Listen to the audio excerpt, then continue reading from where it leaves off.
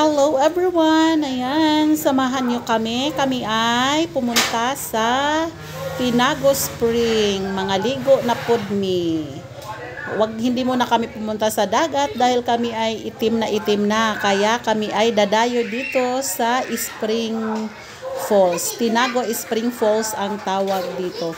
Napakalamig ng tubig mga my loves. Ayan. Ayan yung daanan patungo doon. Medyo malapit lang din to sa amin. Ayan, napakaganda ng view at napakalamig ng tubig.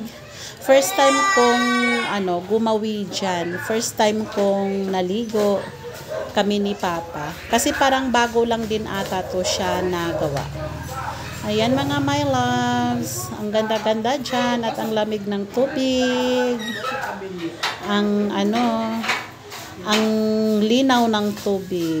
Kunti lang yung tao dahil nga hindi naman siya weekend, kaya kami lang. May mga ibang naligo din pero hindi talaga ganun karami. Sobrang linaw ng tubig mga my loves. Ayan.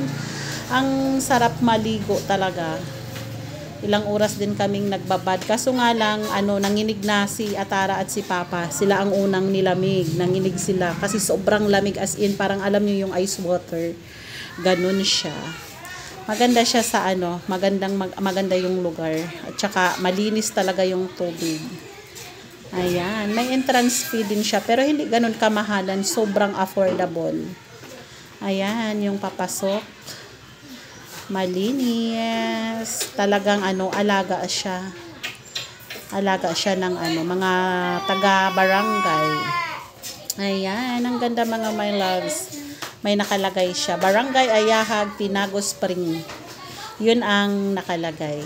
Ayan, tatlong siya, kumbaga, tatlong station. May pang kids, may yung first pang kids, pangalawa Poll 1, yung adult at saka 10 years old above. Tapos yung Poll 3, yun talaga ang pang-adult. Pero dyan lang kami nagpunta kasi nga dyan pa lang ay malalim na, hanggang liig na yan siya. Ayan, ang ganda-ganda mga malabs. Napakalamig dyan.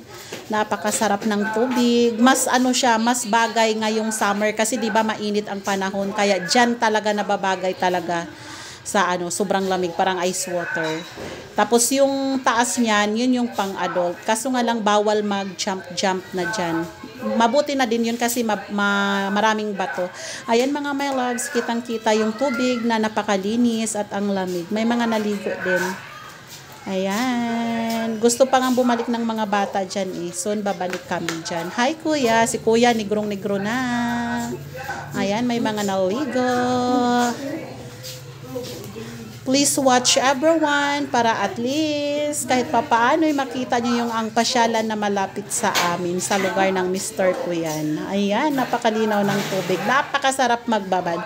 Ayun lang mga loves. Thank you so much for watching. Enjoy lang at ingat-ingat ang lahat. Ayan, sana all. Bye for now mga loves.